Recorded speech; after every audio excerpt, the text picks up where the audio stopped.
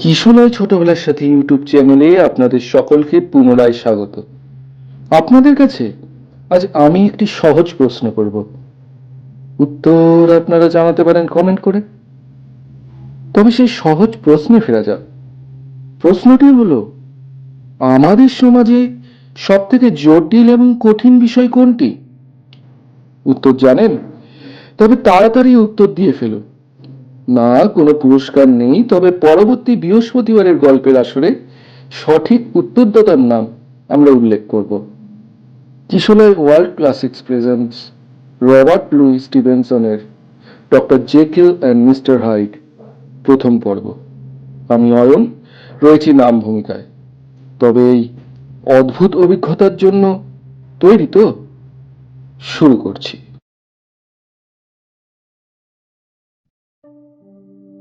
Mister আটারসন পেশায় একজন আইনজীবী। খুব গম্ভীর এবং কড়া মেজাজের ভদ্রলোক তিনি। মুখে তার সচরাচর হাসি দেখা যায় না। লোকজনের সঙ্গে কখনো গায়ে পড়ে মেলামেশা করেন না। তার বন্ধু বান্ধবের সংখ্যাও কম, কিন্তু যারা তার বন্ধু তাদের প্রতি তিনি খুবই হৃদয়বান, সহনশীল এবং আন্তরিক। তার একজন ঘনিষ্ঠ বন্ধু মিস্টার রিচার্ড এনফিল্ড। সম্পর্কে তারা আত্মীয়। দুজনেই শহরের খুব পরিচিত ব্যক্তিত্ব। ছুটির দিন রোববারে দুজনে একসঙ্গে মাঝে মধ্যে সান্ধ্য ভ্রমণে বের হন।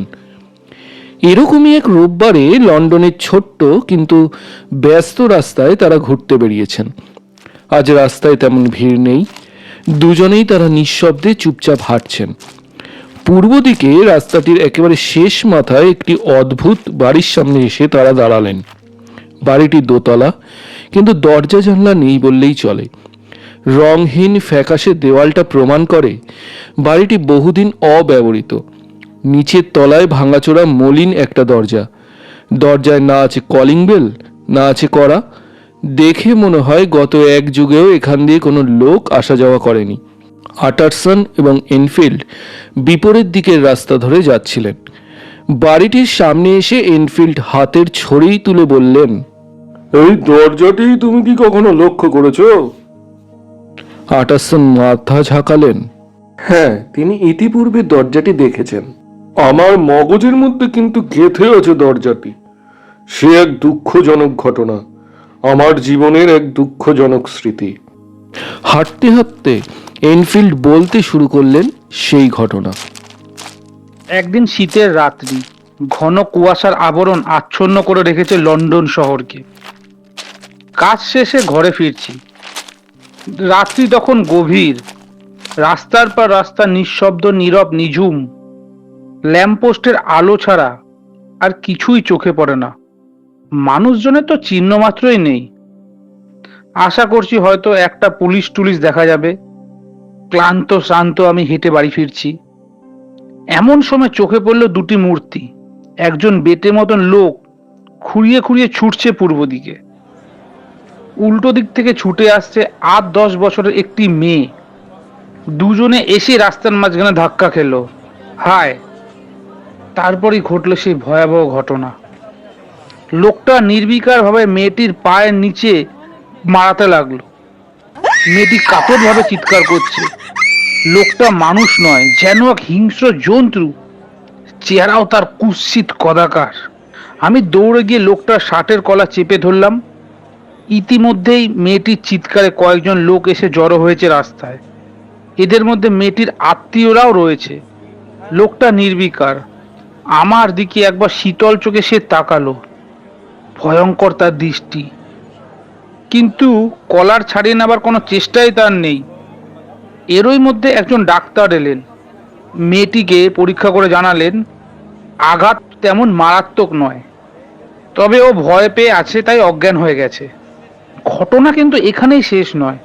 সে ক্ষুদ্রাকৃতি বিভৎস লোকটির প্রতি আমাদের সকলেরই ঘৃণা ও রাগ হচ্ছিল। লোকজন তো তার উপর মহাক্ষিপ্ত। ডাক্তারটাও লোকটাকে প্রায় মারতে যায় আর কি। ক্ষুদে লোকটা কিন্তু শান্ত ও নির্বিকার ভাবে সব দেখছিল। একেবারে আস্ত জানোয়ার যাকে বলে। ধীর স্থির ভাবে সে বলল, ঘটনাটির জন্য আমি দুঃখিত। এই দুর্ঘটনার সুযোগ নিয়ে আপনারা যদি কোনো কিছু দাবি করেন, আমি দিতে রাজি আছি। আপনারা এই বিচার করুন এবং আমাকে মুক্ত করুন। সকলে মিলে ঠিক করা হলো যে মেয়েটির আত্মীয়দের 100 পাউন্ড ক্ষতিপূরণ দেবে। লোকটি এতে রাজিও ছিল। কোনো উচ্চবাচ্য আর সে করল না। তারপরের ঘটনাটি ওই দরজাটি নিয়ে। লোকটি আমাকে স্তম্ভিত করে দিয়ে ওই দরজার সামনে গিয়ে দাঁড়ালো। পকেট থেকে চাবি বার করলো। তারপর সেই প্রাচীন গারদ খুলে প্রবেশ করলো সেই অদ্ভুত বাড়িতে।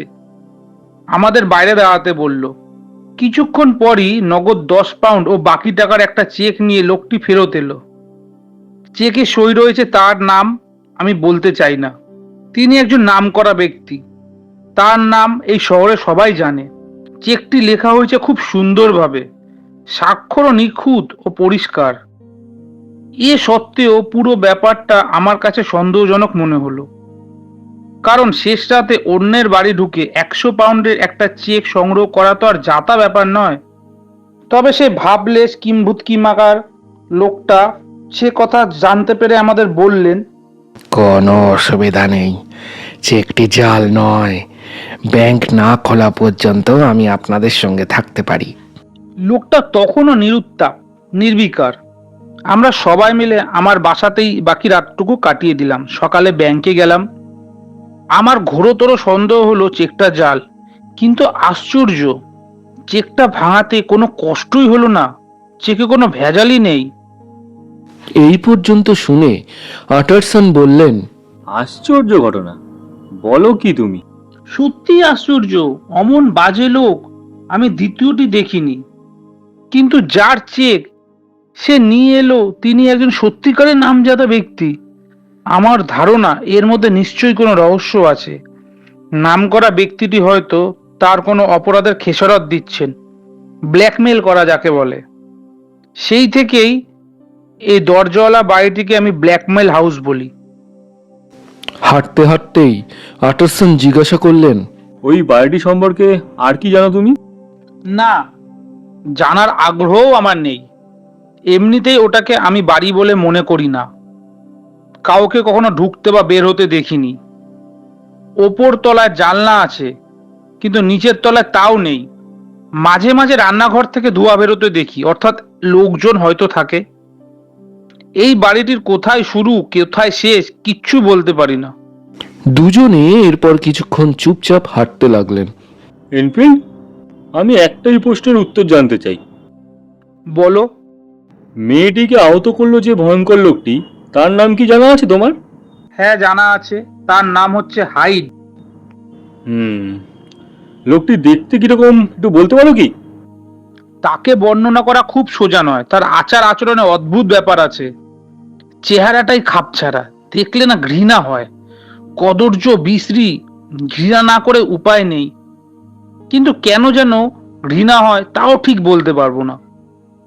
শরীরটাও বিকৃত, দেখতে ভয়ঙ্কর, অন্যদের চেয়ে একেবারেই আলাদা। না ভাই, ওর চেহারার বর্ণনা দেওয়া আমার পক্ষে সম্ভব নয়। সে কুৎসিত চেহারাটা আমার চোখের সামনে যেন এখনো স্পষ্ট হয়ে আছে। আবারও কিছুক্ষণ একসঙ্গে হাঁটলেন তারা। আটারসন হঠাৎ আবার জিজ্ঞাসা করলেন, তুমি কি নিশ্চিত যে লোকটার কাছে চাবি ছিল? অবশ্যই।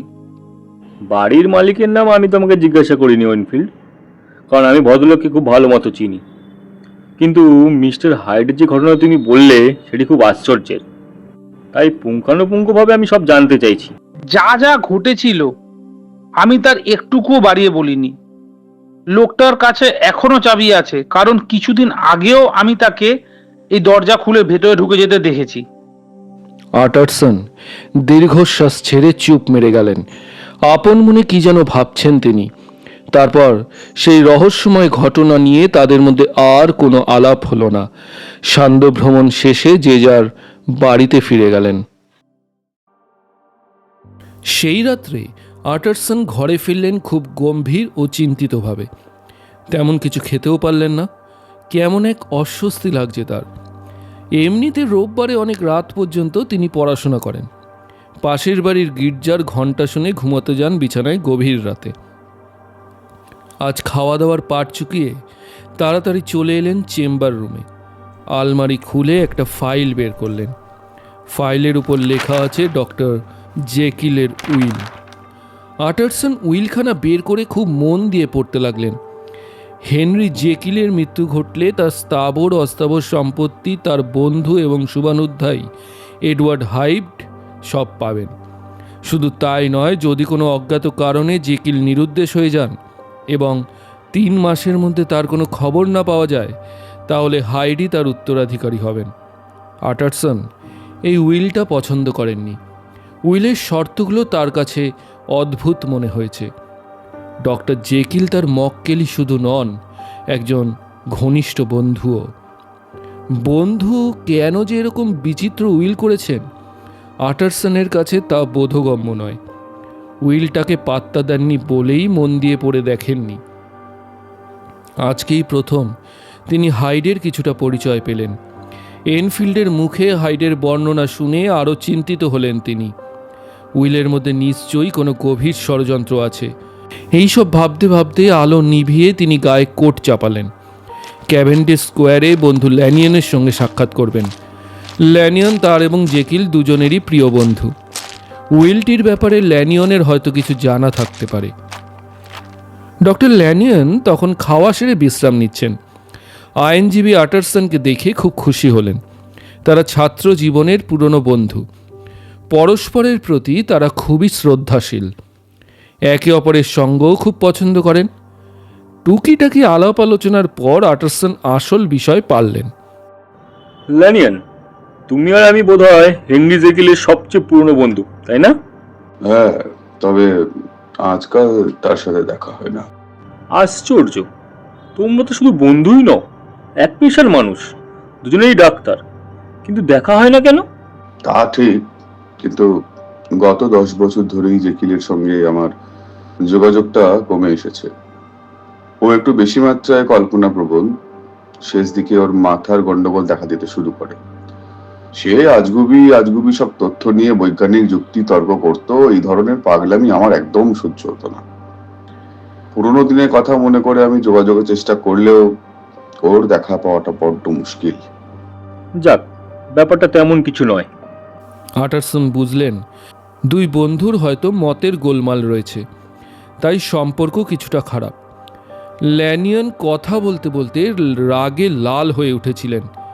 কিছুক্ষণ চুপ থাকার পর আটারসন জানতে চাইলেন, আচ্ছা, হাইড বলে জেকিলের কোনো বন্ধুকে তুমি চেনো? হাউড?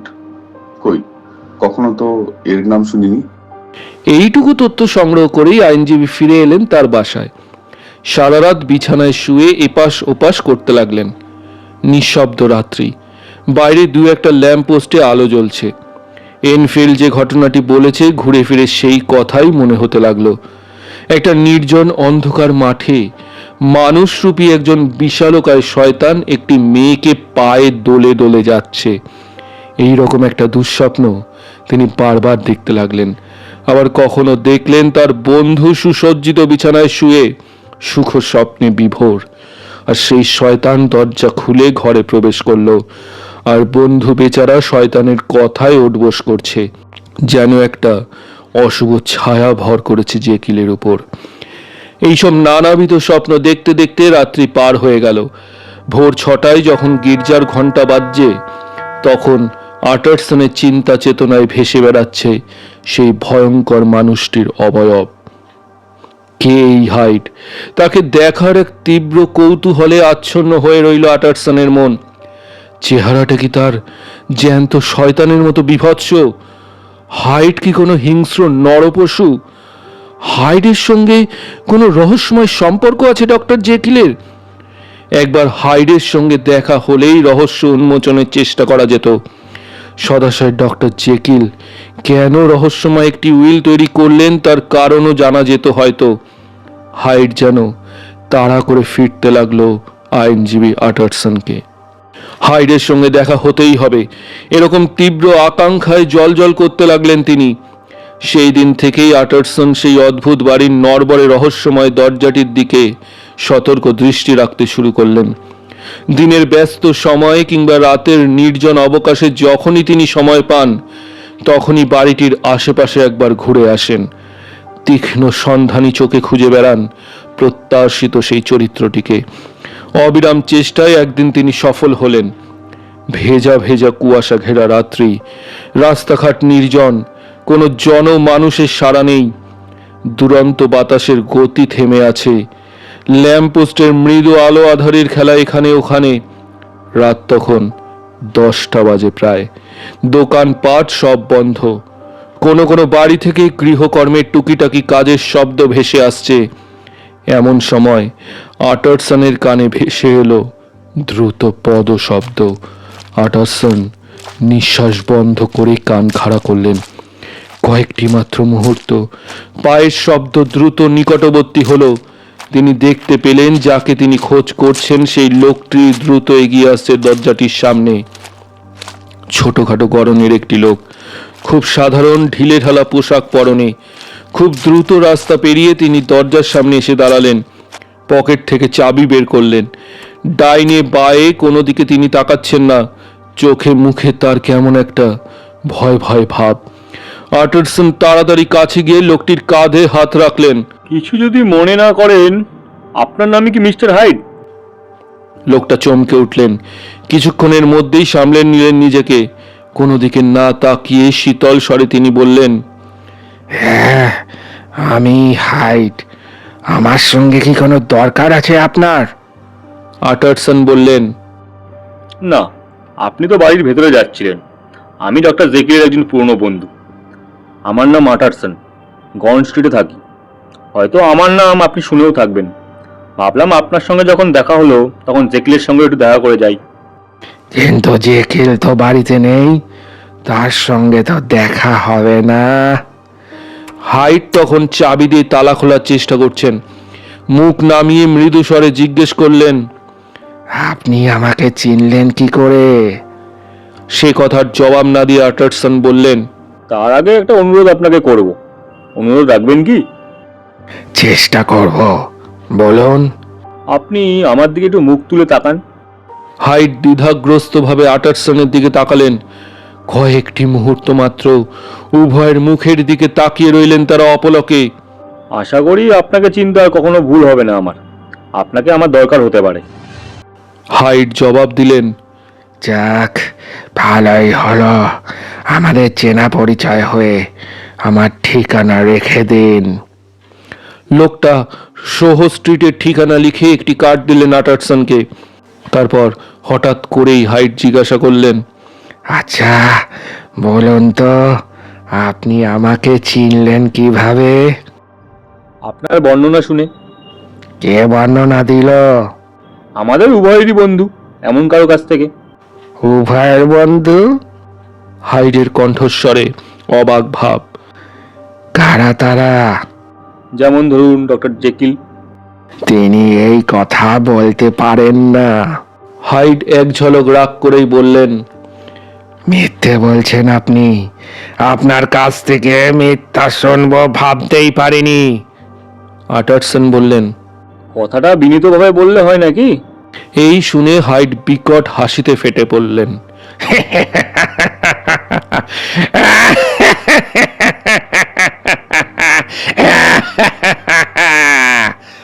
তার গলার স্বর অত্যন্ত কর্কশ, হাসির ভঙ্গিটাও অত্যন্ত কুৎসিত।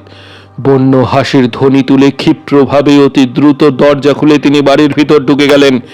আটারসন কিছুক্ষণ বিমূঢ় হয়ে দাঁড়িয়ে রইলেন, ভাবতে লাগলেন, হায় জেকিল, এরকম দুষ্টু আত্মা ও শয়তানের মতন বিভৎস চেহারার লোক তোমার বন্ধু? আশ্চর্য ঘোরের মধ্যে আটারসন কিছুক্ষণ আচ্ছন্ন হয়ে রইলেন। তারপর শান্ত শীতল সেই রাস্তায় ধীরে ধীরে এক পা দুই পা ফেলে হাঁটতে লাগলেন। খুবই চিন্তিত এবং ক্লান্ত মনে হচ্ছে তাকে। কপালে হাত বুলাতে বুলাতে হাঁটছেন তিনি। হাইডকে দেখার অদম্য আকাঙ্ক্ষায় আপাতত ইতি ঘটেছে। আদিম বন্য বিভৎস এক চরিত্র হাইড। খর্বাকৃতি বিশ্রী বিকলাঙ্গ তার চেহারা, ফ্যাস ফ্যাসে কর্কশ ভাঙা কণ্ঠস্বর তার।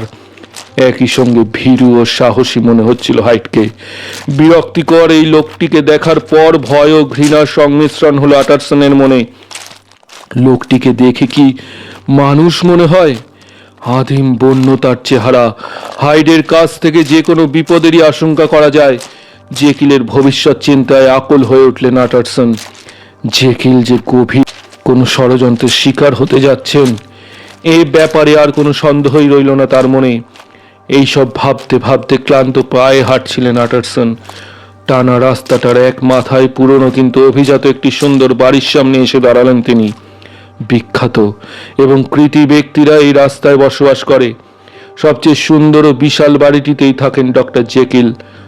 বাইরে থেকেই টের পাওয়া যায় বাড়িটির ঐশ্বর্য ও রুচি স্নিগ্ধতার পরিচয়। সারা বাড়ি জুড়ে শীতের কুয়াশা ঘেরা অন্ধকার রাত্রের গাঢ় ছায়া। আটারসন ধীরে ধীরে গিয়ে বাড়িটার সদর দরজায় কড়া নাড়লেন। ভালো পোশাক পরা একজন বৃদ্ধ ভৃত্য এসে দরজা খুলে দিল। আটারসন জিজ্ঞাসা করলেন, এই যে পুল, ডক্টর জেকিল কি বাসায় আছেন?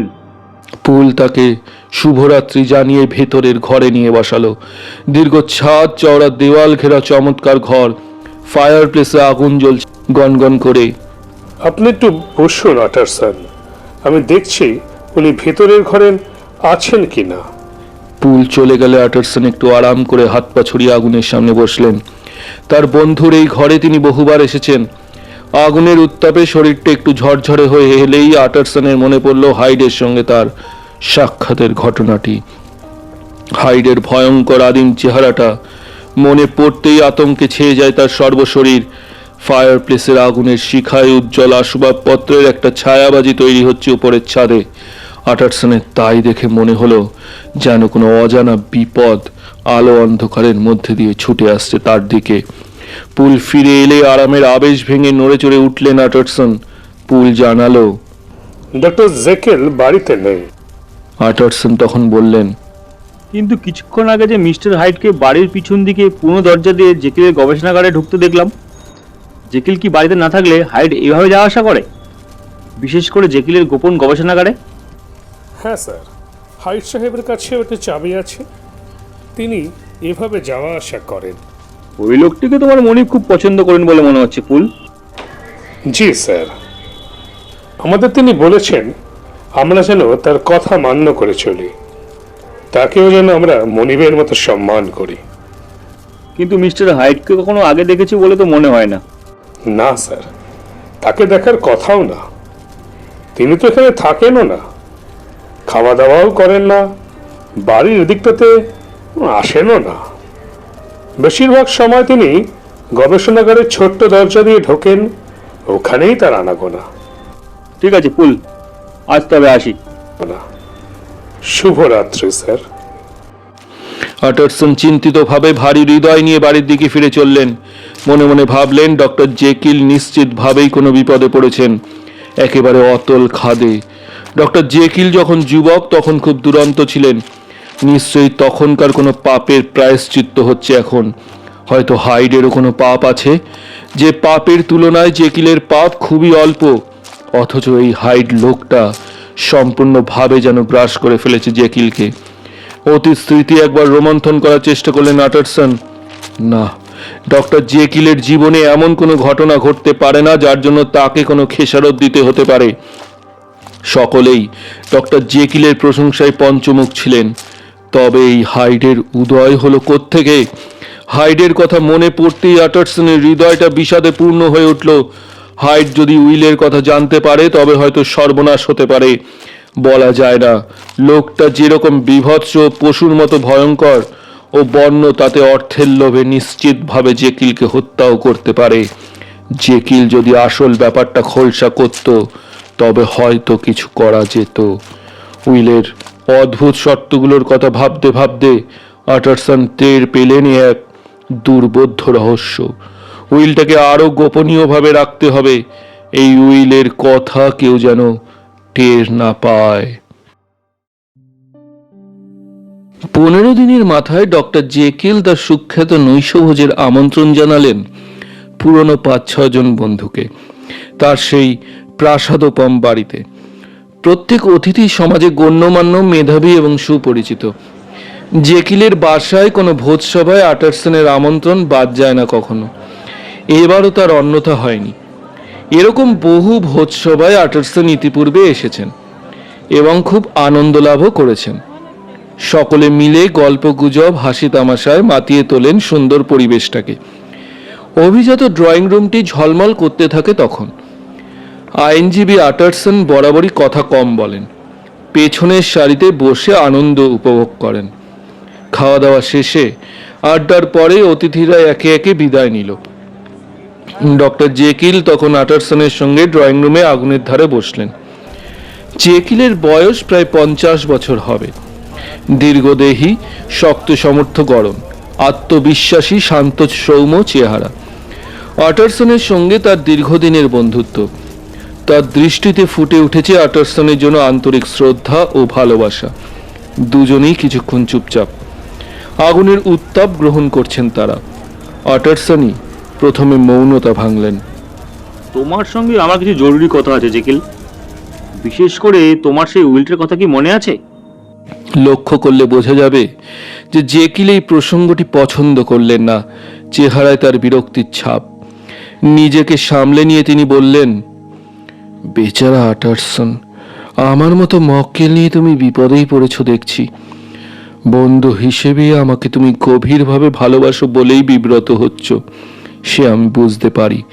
তোমার মতো ল্যানিয়নও আমাকে খুব ভালোবাসে।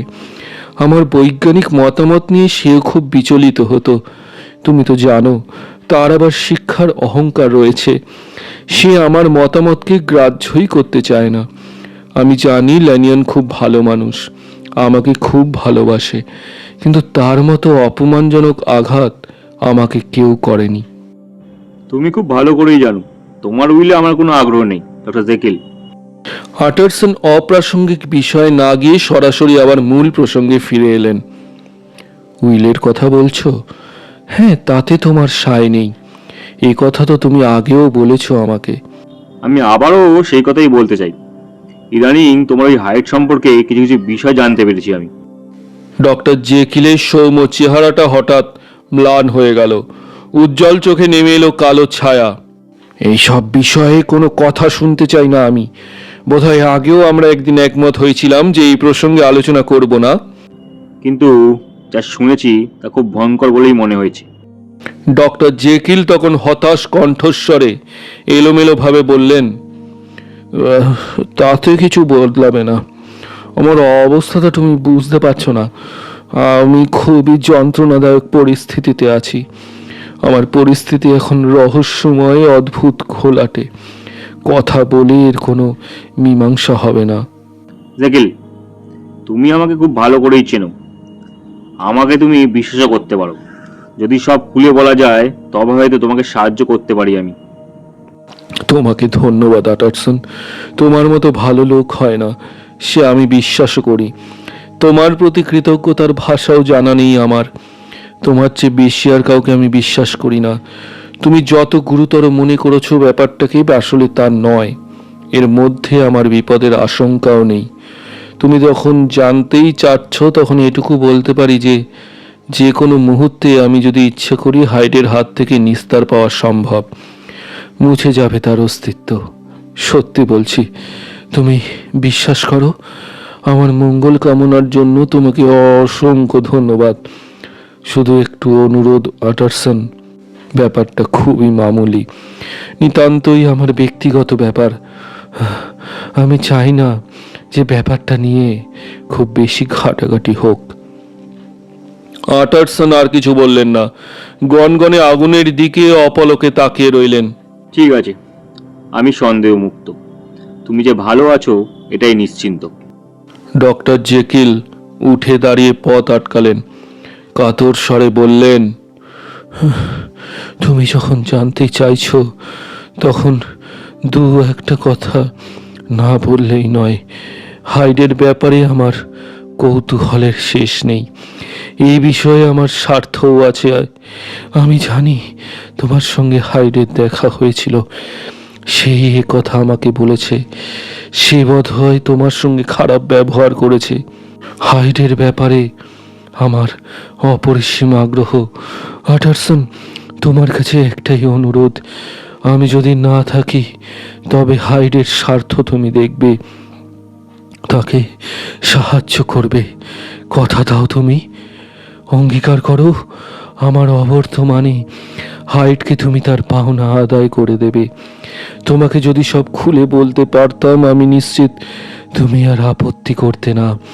তোমাকে যদি সব বলতে পারতাম, আমার আমার অবর্তমানে তুমি হাইটকে সাহায্য করবে। যদি প্রতিশ্রুতি দাও তবে আমার মন থেকে ভারী একটা পাথর নামবে। আটারসন জানালেন। দেখো, তাকে পছন্দ করবো এমন কথা তো দিতে পারি না। ডক্টর জেকিল আটারসনের হাত দুটো ধরে বললেন, আমি আমি সেসব কথা বলছি না। আমি তার জন্য ন্যায় বিচার কামনা করছি। আমি যখন থাকবো না তখন তখন তখন আমার জন্যই তুমি ওকে সাহায্য করো। আটারসন দীর্ঘ নিঃশ্বাস ছেড়ে বললেন, ঠিক আছে, আমি প্রতিশ্রুতি দিলাম, তার জন্য আমি যথাসাধ্য করব, আমি কথা দিচ্ছি। প্রায় 1 বছর পরের কথা, অক্টোবর মাসের মাঝামাঝি। ভয়ঙ্কর, নিষ্ঠুর, নৃশংসতম এক হত্যাকাণ্ডের খবর শুনে লন্ডনের অধিবাসীরা বিস্ময়ে বিমূঢ় হয়ে গেল। নিহত হয়েছেন সমাজের সম্ভ্রান্ত উচ্চপদে আসীন বিশিষ্ট এক ব্যক্তি। ঘটনার বিবরণে যা জানা গেল তা হলো, কোনো বাড়ির এক কাজের মেয়ে, বাড়িতে সে একাই ছিল তখন। বাড়িটা নদীর ধারে। রাত তখন প্রায় 11টা। কাজ সেরে সে ঘুমাতে যাওয়ার আয়োজন করছে। সেদিন ছিল পূর্ণিমা রাত। কিছুক্ষণ আগে কুয়াশায় ঢাকা ছিল সারা শহর। এখন আকাশ মেঘহীন সুন্দর। জোছনার আলোয় ভেসে যাচ্ছে শহরের রাস্তাঘাট। কাজের মেয়েটি জানলার ধারে এসে দাঁড়ালো। জ্যোৎস্না প্লাবিত অপরূপ প্রাকৃতিক দৃশ্য তাকে মোহিত করে তুলেছে। এমন সময় সে দেখতে পেল একজন সৌম্য বয়স্ক পাকা চুলধারী ভদ্রলোক ধীর পায়ে হেঁটে যাচ্ছেন। উল্টো দিক থেকে হেঁটে আসছে আরেকজন খর্বাকৃতি ব্যক্তি। মেয়েটি দেখতে পেল দুজনে এসে কাছাকাছি হচ্ছে একেবারে তার চোখের সামনে, জানালার নিচে। বুড়ো লোকটি খুব বিনীতভাবে মাথা নুইয়ে বেটে লোকটিকে কি যেন বলার চেষ্টা করলো। তারপর হাত তুলে কি যেন বললেন। বোধহয় কোনো ঠিকানা জানতে চাইছেন তিনি। মেয়েটি চাঁদের আলোয় সব পরিষ্কার দেখতে পাচ্ছে। বুড়ো ভদ্রলোকটিকে সে চিনতে পারল না, কিন্তু অন্যজনকে দেখেই মেয়েটি চিনে ফেলল। ছোটখাটো লোকটির নাম হাইড। কারণ দিন কয়েক আগে হাইড তার মনিবের সঙ্গে দেখা করতে এসেছিল। প্রথম দর্শনেই হাইডকে তার খুব অপছন্দ হয়। লোকটির চেহারার মধ্যেই একটা হিংস্র আর বন্য ভাব ছড়িয়েছিল। হাইডের হাতে রয়েছে একটা মোটা লাঠি। লাঠিটা সে বারবার ঘোরাচ্ছিল। বুড়ো লোকটির কথার কোনো জবাব না দিয়ে হিংস্র দৃষ্টিতে সে কিছুক্ষণ তাকালো তার দিকে। তারপর হাইড হঠাৎ করে রেগে গেল। মুখ চোখ লাল হয়ে উঠল তার। পাশবিক ক্রোধের লক্ষণ ফুটে উঠল তার চোখে। তারপর উন্মাদের মতো ক্ষিপ্ত প্রায় হয়ে বুড়ো লোকটিকে আক্রমণ করে বসলো। বৃদ্ধ অবাক হয়ে পিছিয়ে গেল এক পা। এই পরিস্থিতির জন্য কিছুতেই প্রস্তুত নন তিনি। সেই সময় মিস্টার হাইড সমস্ত শক্তি নিয়ে ঝাঁপিয়ে পড়লেন বৃদ্ধের উপর। লাঠির আঘাতে তাকে ফেলে দিলেন মাটিতে। পর মুহূর্তেই নখরযুক্ত বানরের মতো পা দিয়ে লাফিয়ে লাফিয়ে আঘাত করতে লাগলেন বুড়োকে। ঝড়ের গতিতে লাঠি দিয়ে আঘাত করতে লাগলেন তিনি। বৃদ্ধের কাতর চিৎকার ও হাড় ভাঙার মটমট শব্দও যেন শুনতে পাওয়া যাচ্ছে। কাজের মেয়েটি সেই নারকীয় দৃশ্য দেখে মুহূর্তেই মূর্ছা গেল। রাত প্রায় 2টোর দিকে মেয়েটির জ্ঞান ফিরল। সঙ্গে সঙ্গে সে গিয়ে পুলিশে খবর দিয়েছে। খুনি পালিয়েছে অনেক আগেই। রাস্তার পাশে বুড়োর ক্ষত বিক্ষত মৃতদেহ পড়ে আছে। খুনির মোটা লাঠিটার একটা ভাঙা অংশ পাশে। অনেক শক্ত, মোটা, মজবুত সেই লাঠিটা ভেঙে হয়তো 2 টুকরো হয়ে গেছে। বাকি অংশটা আশেপাশে কোথাও নেই। সম্ভবত খুনি সঙ্গে নিয়ে গেছে। পুলিশ মৃত ব্যক্তির পকেট থেকে একটা টাকার ব্যাগ ও সোনার ঘড়ি পেল, আর পেল সিল করা ও স্ট্যাম্প মারা একটা খাম। সম্ভবত তিনি এটা পোস্ট করতে যাচ্ছিলেন।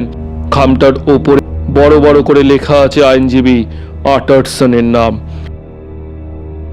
পরদিন ভোরে খামটা আইনজীবীর বাসায় নিয়ে যাওয়া হলো। তিনি তখনও বিছানা ছেড়ে ওঠেননি। ঘটনা শুনে তিনি লাফ দিয়ে উঠলেন। তারপর বললেন, আমি লাশ শনাক্ত না করার আগে পর্যন্ত কিছুই বলবো না।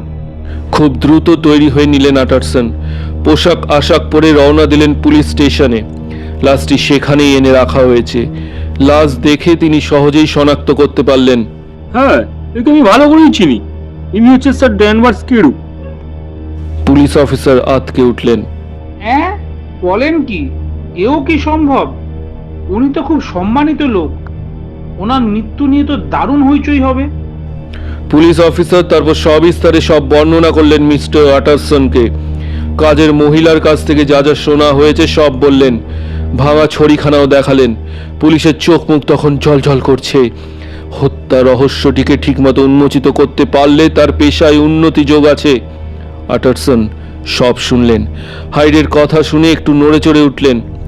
ভাঙা ছড়িটা দেখে সব সন্দেহের অবসান হলো। এই ছড়িটা একসময় তিনি ডক্টর হেনরি জেকিলকে উপহার দিয়েছিলেন।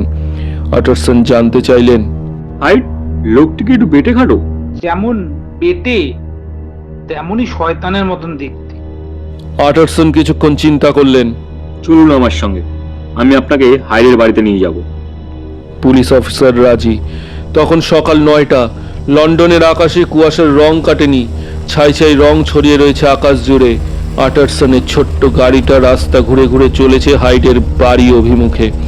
কুয়াশার অস্পষ্টতা কাটিয়ে তারা একসময় এসে পৌঁছলো সোহো স্ট্রিটে।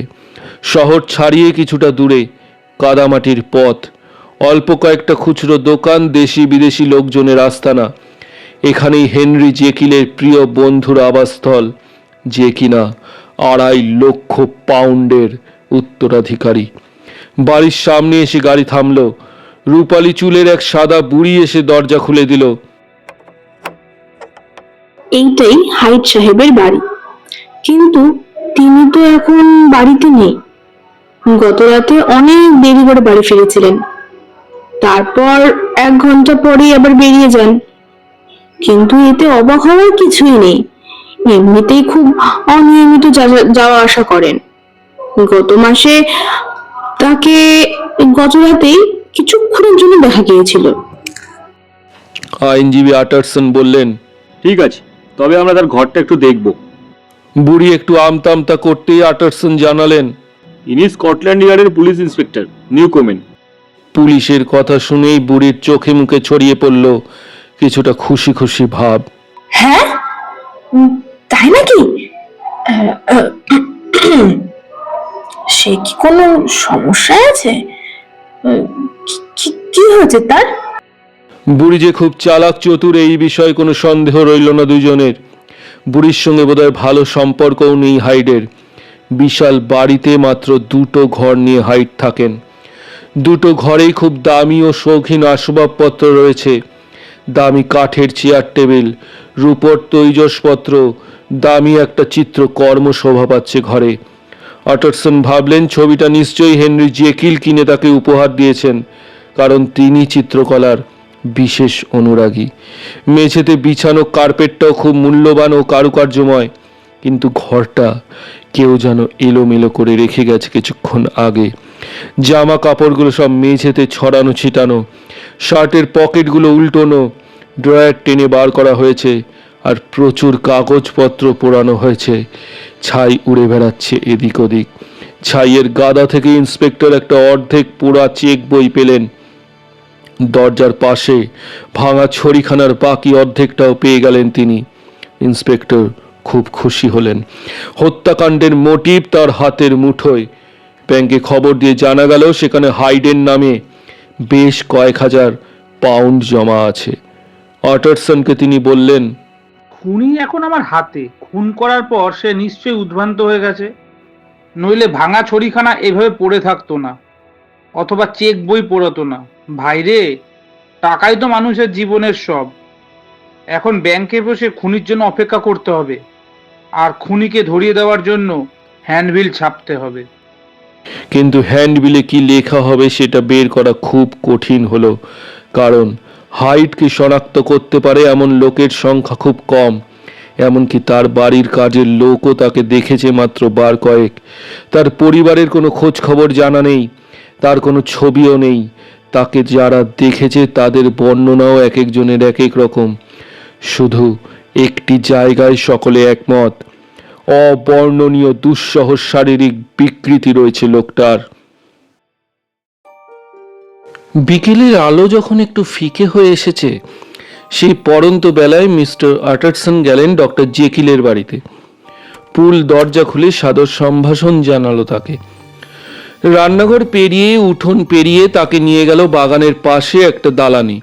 এটা বাড়ির পেছন দিক। এই দালানেই ডক্টর জেকিলের ল্যাবরেটরি রুম। বিখ্যাত এক সার্জনের কাছ থেকে তিনি বাড়িটা কিনেছিলেন। সেই সার্জনের প্রয়োজনীয় রাসায়নিক পদার্থ ও অপারেশনের যন্ত্রপাতি এখানেই রয়েছে। বাগানের শেষ প্রান্তে রুমটা। আইনজীবী আটারসন এই প্রথম বন্ধুর বাড়ির এই অংশে প্রবেশ করলেন।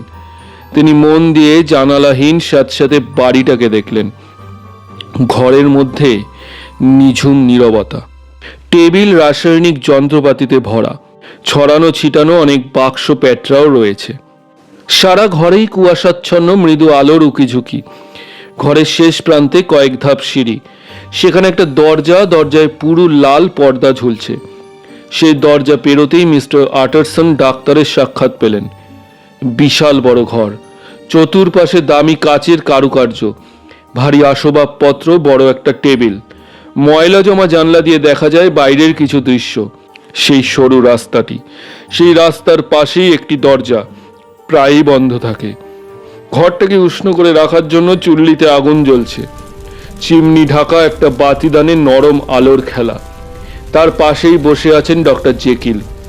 দেখে তাকে মারাত্মক অসুস্থ মনে হচ্ছে। বন্ধুকে দেখে তিনি উঠে দাঁড়াতে পারলেন না। বসে থেকেই ভাঙা কণ্ঠস্বর এবং শীতল হাত বাড়িয়ে অভ্যর্থনা জানালেন। পুল বেরিয়ে যেতেই আটারসন বললেন, খবর নিশ্চয়ই তুমি শুনেছো। ডক্টর জেকিল ভীত হয়ে জানতে চাইলেন, ওরা ওরা রাস্তা থেকে চিৎকার করে এইসবই বলা বলি করছিল। আমি ডাইনিং রুমে বসে সবই শুনেছি। আইনজীবী আটারসন বললেন, শোনো, আমার একটা কথা। কেরু আমারও মক্কেল ছিল, তুমিও। আমি জানতে চাই এখন আমি কি করব। হাইটকে লুকিয়ে রাখার মতন পাগল তুমি নিশ্চয়ই নও। আটারসন, তুমি তুমি বিশ্বাস করো, হাইডের সঙ্গে আমার সমস্ত সম্পর্ক চোখে বুকে গেছে। তাকে আমি আর দেখতে চাই না। সব কিছু শেষ হয়ে গেছে। আমার কোনো সাহায্য তার আর দরকার নেই। আমি তাকে যতটুকু জানি তুমি তার কিছুই জানো না। সে এখন নিরাপদ, সম্পূর্ণ নিরাপদ। তার কথা আর কেউ কোনোদিন শুনবে না। মুখ ভার করে আইনজীবী সব শুনছিলেন। বন্ধুর পক্ষপাতমূলক কথা তার ভালো লাগছিল না। তিনি বললেন, তুমি তার ব্যাপারে একেবারে নিশ্চিত মনে হচ্ছে। হয়তো তুমি ঠিকও, কিন্তু কেরু হত্যার বিচারের সময় তোমার নাম উঠতে পারে। ডক্টর জেকিল জবাব দিলেন,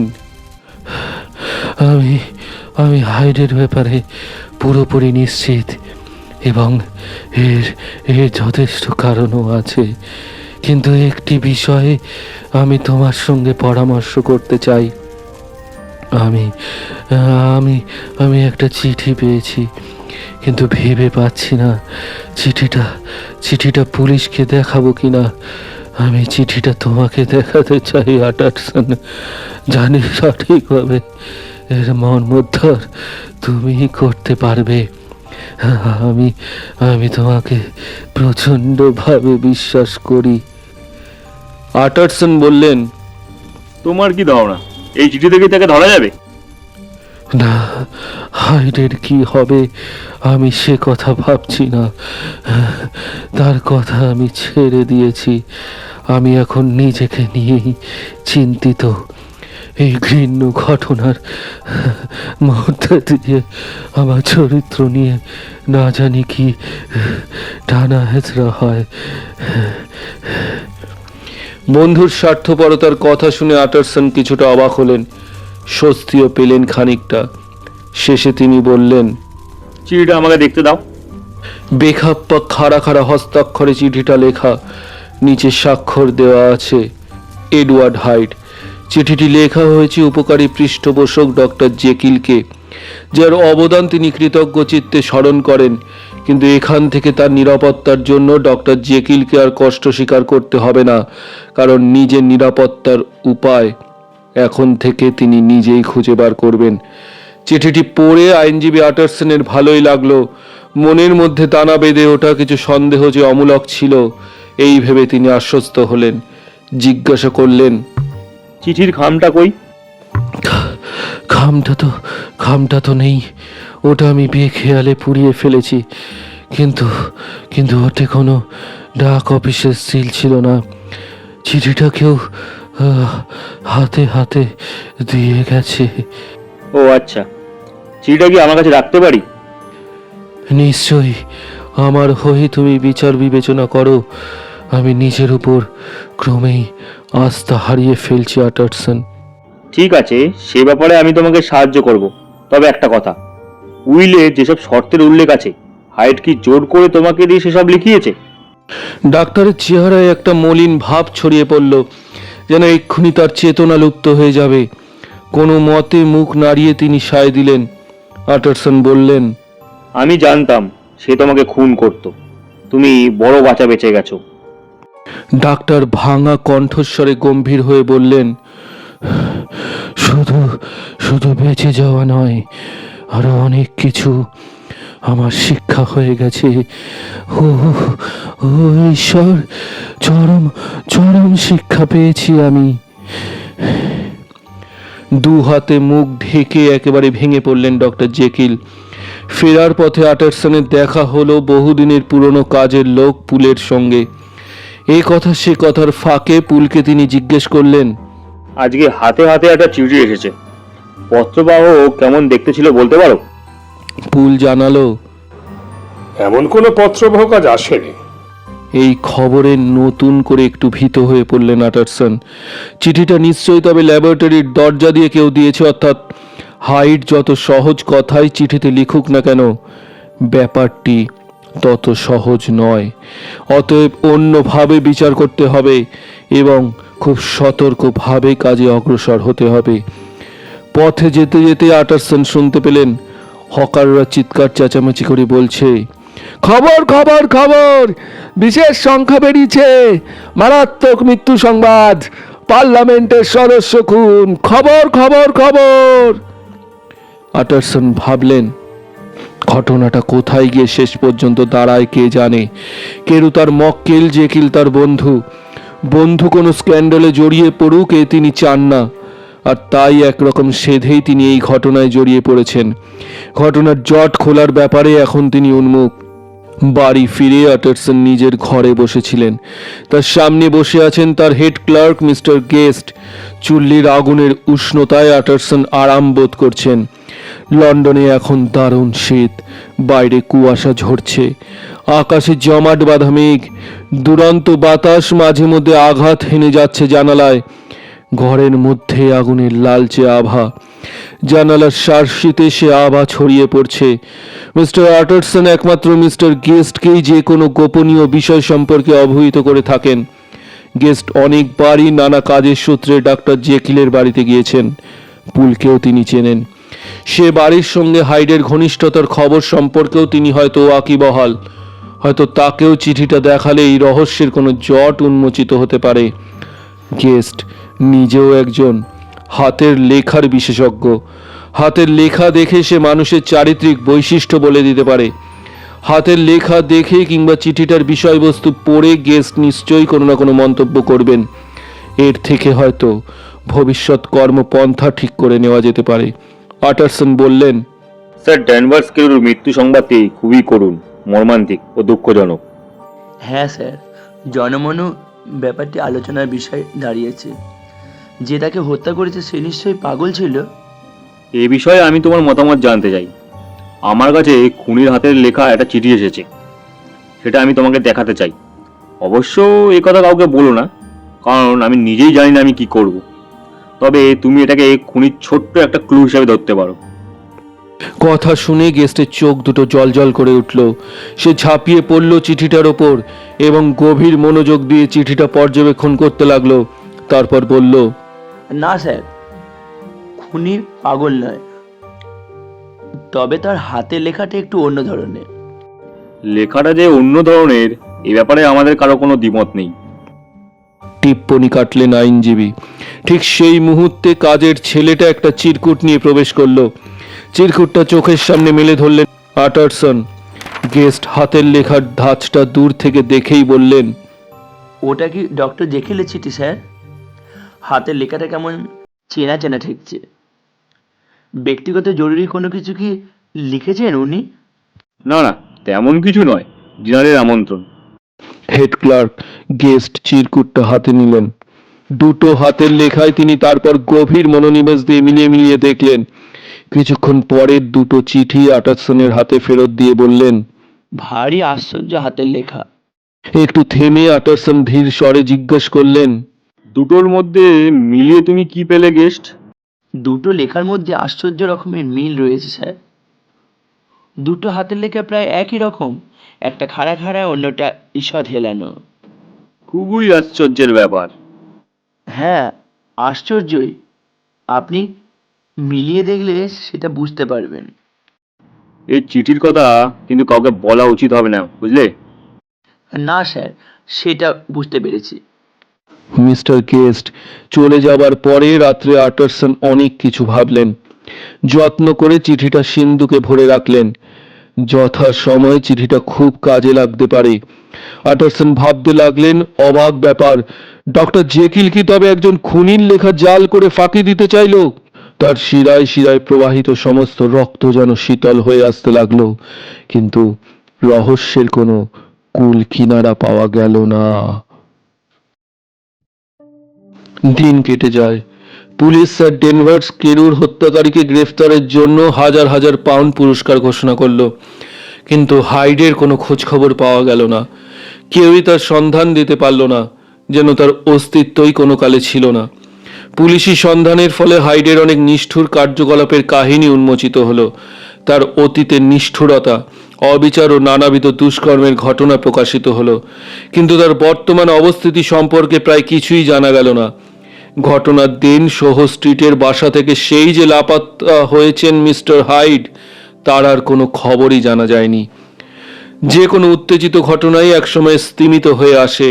স্যার কেরুর হত্যাকাণ্ডে খুব ভেঙে পড়েছিলেন আটারসন, কিন্তু হাইডের অন্তর্ধানে হত্যাকাণ্ডের রহস্য উন্মোচনে কোনো অগ্রগতি হলো না। ডক্টর জেকিল হাইডের কবল থেকে মুক্তি পেয়ে আগের মতোই সুস্থ স্বাভাবিক জীবনযাপনে ফিরে গেলেন। আগের মতোই তিনি সামাজিক উৎসব অনুষ্ঠানে যোগ দিতে লাগলেন। বন্ধু বান্ধবদের সঙ্গে পুরনো সম্পর্কটা আবার চাঙ্গা হয়ে উঠল। তার চোখে মুখে রোগাক্রান্ত নৈরাশ্যের ভাব মুছে গিয়ে পুরনো উজ্জ্বল দুটি ফিরে এলো। আত্মীয় স্বজন বন্ধু বান্ধবকে নিয়ে তিনি বাড়িতে নিয়মিত নৈশভোজের ব্যবস্থা করতে লাগলেন। বুক থেকে যেন তার বড় একটা পাথর নেমে গেছে। অনেকদিন বাদে তিনিও বন্ধু বান্ধবদের বাড়িতে যাওয়া আসা শুরু করলেন। বহুদিন পর যেন তিনি মুক্ত বাতাসে নিঃশ্বাস নিতে পারছেন। কাজে কর্মে ব্যস্ত হয়ে পড়লেন তিনি। এইভাবে নিরবিচ্ছিন্ন শান্তিতে কেটে গেল দীর্ঘ 2 মাস। 8ই জানুয়ারি অ্যাটারসন জেকিলের বাড়িতে ছোটখাটো একটা পার্টিতে অংশ নিলেন। ডক্টর ল্যানিয়নও ছিলেন সেখানে।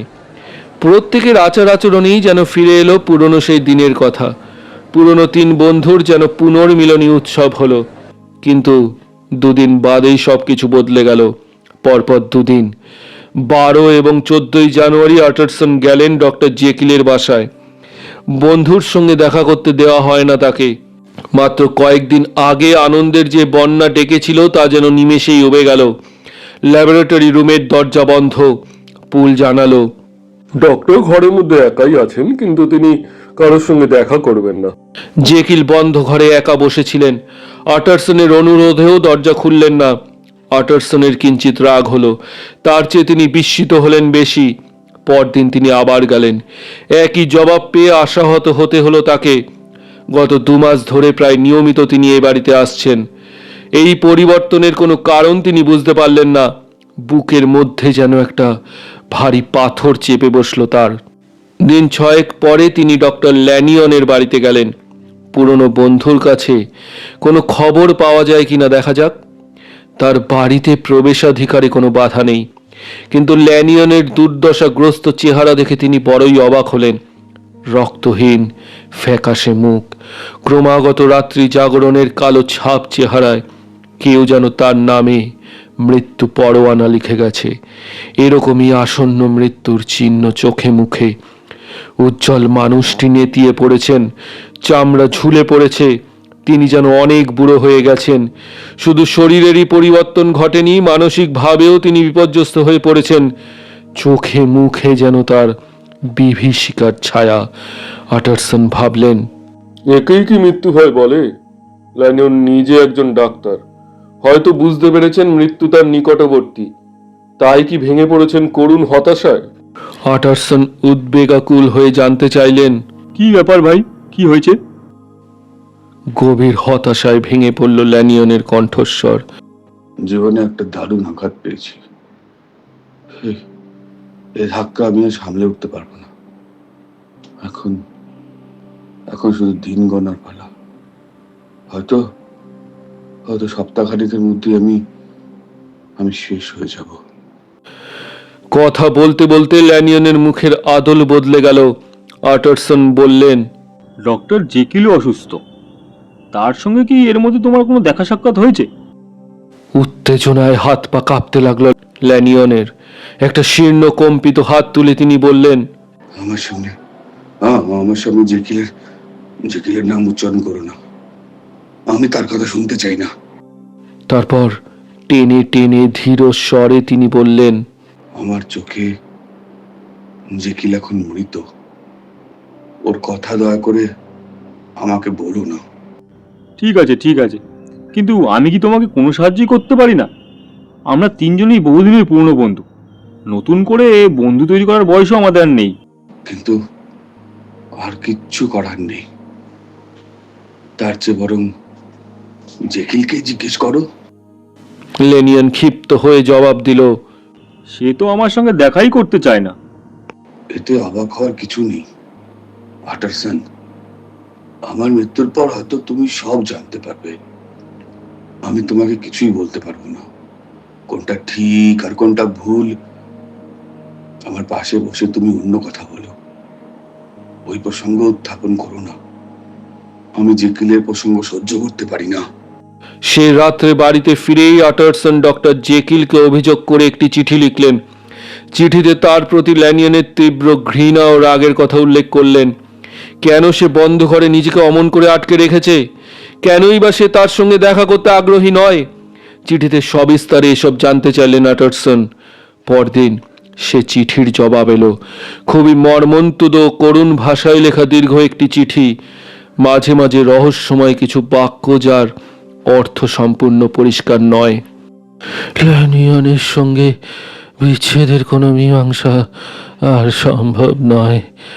আমি আমার পুরনো বন্ধুকে কোনো দোষ দিচ্ছি না, তার কোনো অপরাধ নেই। তার সঙ্গে আমার সব সম্পর্ক চুকে গেছে। তার সঙ্গে দেখা না হওয়াটাই আশাব্যঞ্জক। এখন থেকে আমি নীরবে নিভৃতে একাকী জীবন যাপন করতে চাই। এতে তুমি বিস্মিত হইও না। তোমার জন্য যদি আমার দরজা বন্ধ থাকে, তবু তুমি আমার বন্ধুত্বে অবিশ্বাস করো না। আমার অন্ধকার পথে তুমি আমাকে একাকী চলতে দাও। আমি আমার নিজের উপর ভয়ানক শাস্তি ও বিপদ ডেকে এনেছি। আমার পাপের কোনো শেষ নেই।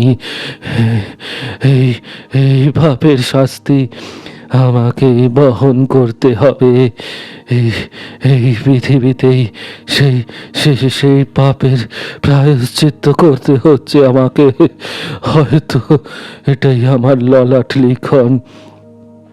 আটারসন, আমার একাকিত্বে বাধা সৃষ্টি না করে তুমি আমার পাপের বোঝা কিছু কমাতে পারো। চিঠি পড়ে আটারসন বিস্ময়ে হতবাক হয়ে গেলেন। হাইডের বীভৎস প্রভাব কেটে যাওয়ার পর জেকিল সুস্থ স্বাভাবিক পুরনো দিনগুলো ফেরত পেয়েছিলেন। সপ্তাহখানেক আগেও বন্ধু বান্ধবদের সঙ্গে তিনি আমোদ প্রমোদে মেতে উঠেছিলেন। আনন্দ উচ্ছল হাসি খুশি সম্মানিত মানুষের মতোই জীবনযাপন শুরু করেছিলেন। হঠাৎ কি এমন ঘটে গেল যে বন্ধু বান্ধব আরাম আয়েস সব পরিত্যাগ করে জীবনের প্রতি অসীম নৈরাশ্য নিয়ে একা হয়ে পড়লেন। এত দ্রুত পরিবর্তন তো মস্তিষ্ক বিকৃতির লক্ষণ। ল্যানিয়নের কথাবার্তা ও আচরণ থেকে সন্দেহ হচ্ছে ব্যাপারটি খুব সাধারণ নয়, এর মধ্যে গভীর কোনো রহস্য লুকিয়ে আছে। এক সপ্তাহের মধ্যেই ল্যানিয়ন বিছানায় শায়িত হয়ে পড়লেন। পক্ষকালের মধ্যেই তার মৃত্যু ঘটল। মৃতদেহ সৎকার করে ঘরে ফিরে এলেন আটারসন। মনটা আজ তার বিষণ্ণ, কেমন ফাঁকা ফাঁকা বোধ করতে লাগলেন। অফিস রুমে এসে ড্রয়ার টেনে তিনি একটা লম্বা খাম বের করলেন।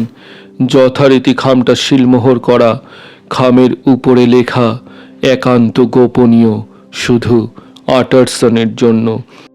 এই লেখা পড়ে আইনজীবী আটারসন খুব চিন্তিত হলেন। এক বন্ধুকে আজ মাটির নিচে রেখে এসেছি, আরেক বন্ধুকেও কি আজ হারাতে হবে? ভয় কাটিয়ে নিঃশঙ্ক চিত্তে আটারসন খামটি খুললেন। ভেতরে সিল করা আরেকটা চিঠি, ওপরে লেখা, ডক্টর জেকিলের মৃত্যু বা অন্তর্ধানের পরেই যেন চিঠিটি খোলা হয়। আটারসন নিজেই যেন নিজের চোখে বিশ্বাস করতে পারছেন না। আবার সেই অন্তর্ধানের কথা, জেকিলকে ফেরত দেওয়া উইলের মধ্যেও লেখা ছিল অন্তর্ধানের প্রসঙ্গ। উইলে অন্তর্ধানের রহস্যটা একেবারে পরিষ্কার। হাইড হয়তো সে উইলটি জোর করে লিখিয়েছিল। সেটা তো ছিল হাইডের একটা কুৎসিত চক্রান্ত। কিন্তু ল্যানিয়ন অন্তর্ধানের কথা লিখলেন কেন? অন্তর্ধান বলতে তিনি কি বোঝাতে চাইছেন? এক প্রবল কৌতূহল তাড়া করতে লাগলো আটারসনকে। খামের ভিতর কি লেখা আছে তা জানার আকাঙ্ক্ষায় ব্যাকুল হয়ে উঠলেন তিনি। কিন্তু পেশার প্রতি তিনি সৎ এবং মৃত বন্ধুর অনুরোধ রক্ষা করার জন্য অদম্য কৌতূহলকে তিনি দমন করলেন। খামটা সিন্দুকের গোপনতম স্থানে আবার যত্ন করে রেখে দিলেন। কৌতূহলকে দাবিয়ে রাখা এক কথা, তাকে জয় করা আরেক কথা। সেদিন থেকে জেকিলের ব্যাপারে কিছুটা আগ্রহ হারিয়ে ফেললেন আটারসন। হয়তো তিনি জেকিলের আচরণে ভয়ানক আহত বোধ করেছেন, কিংবা ব্যাপারটি বিভীষিকার চোখে দেখেছেন। জেকিলের খোঁজ খবর নেওয়ার জন্য বাসায় যেতেন তিনি, কিন্তু আগের মতোই ফিরে আসতে হতো তাকে। পুলের কাছ থেকে মাঝে মাঝে খবর পেতেন, আশাপ্রদ খবর নয় সেসব। ডক্টর দিনে দিনে আরও যেন রহস্যময় হয়ে উঠছেন। আরও একাকী নিঃসঙ্গতায় আচ্ছন্ন তিনি। ল্যাবরেটরির সেই ভ্যাবসা ঘরটিতেই তিনি থাকেন, সেখানেই তিনি ঘুমান, খাওয়া দাওয়া করেন। কোনো কিছুতেই তার উৎসাহ নেই। আরও নীরব হয়ে গেছেন, কিছু পড়েনও না। কি যে তিনি করছেন তা নিজেও জানেন না। আটারসন জেকিলের উদ্ভট আচরণে অভ্যস্ত হয়ে পড়েন। তার সংবাদ শুনে একটুও বিচলিত হন না। ধীরে ধীরে আটারসন জেকিলের বাড়ি যাওয়া আসা কমিয়ে দিলেন।